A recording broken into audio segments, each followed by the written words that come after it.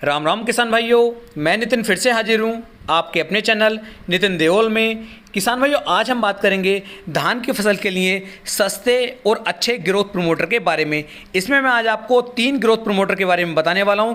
इन तीनों में से किसी भी एक का यदि आप उपयोग अपनी धान की फसल के अंदर कर लेते हैं तो काफ़ी अच्छे रिजल्ट आपको निकाल करके दे सकता है। तो पूरी जानकारी इस वीडियो में आपको दी जाएगी।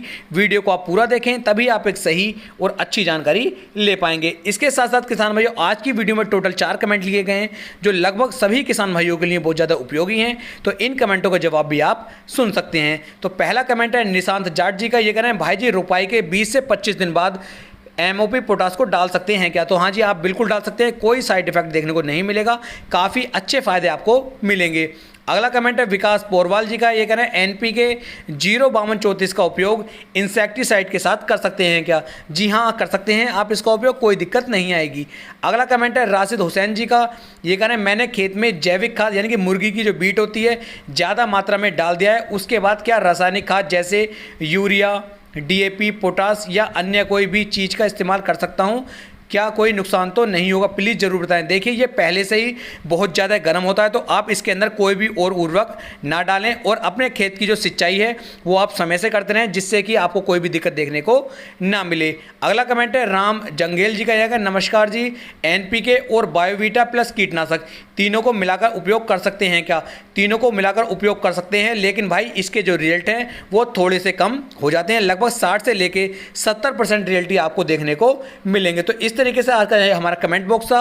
अब शुरू करते हैं आज का अपना टॉपिक कि धान की फसल के लिए सबसे सस्ते और सबसे अच्छे ग्रोथ प्रमोटर कौन कौन से हैं।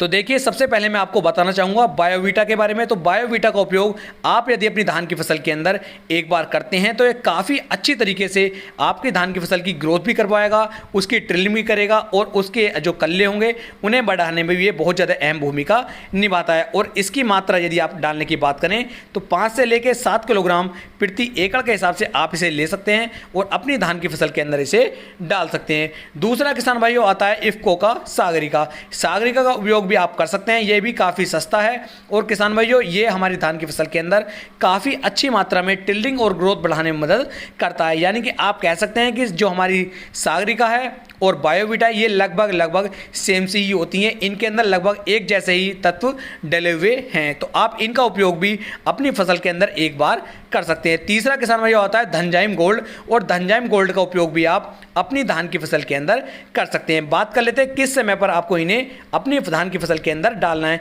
यदि मैं इनके बिल्कुल सही समय की किसान भाइयों बात करूं तो इनका सही समय होता है धान की रोपाई से लगभग 20 से लेके 30 दिन के बीच के अंदर, यानी कि जो हमारा 10 दिन का टाइम पीरियड बचता है, यदि इस समय के दौरान आप इनका उपयोग कर देते हैं या इससे पहले आप कर देते हैं तो काफ़ी अच्छे रिजल्ट आपको निकाल करके दे सकता है। इससे हमारी धान की फसल की टिल्डिंग भी बढ़ेगी, ग्रोथ भी बढ़ेगी और उसकी चमक भी बढ़ा देते हैं। और आने वाले टाइम में आपका जो उत्पादन होगा किसान भाइयों वो भी काफ़ी ज़्यादा बढ़ जाता है। तो इस तरीके से आप जो है इन तीनों में से किसी एक का उपयोग कर सकते हैं। तीनों काफ़ी सस्ते हैं और बहुत अच्छा रिजल्ट ये आपको निकाल करके दे सकते हैं। तो किसान भाइयों, उम्मीद है मैं आपको एक सही और अच्छी जानकारी दे पाया हूं।